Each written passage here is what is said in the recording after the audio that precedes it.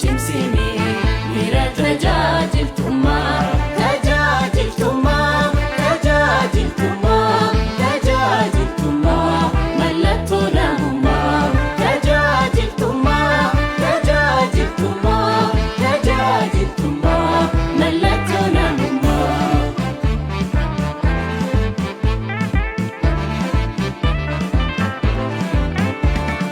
Abbaan biyyaa bara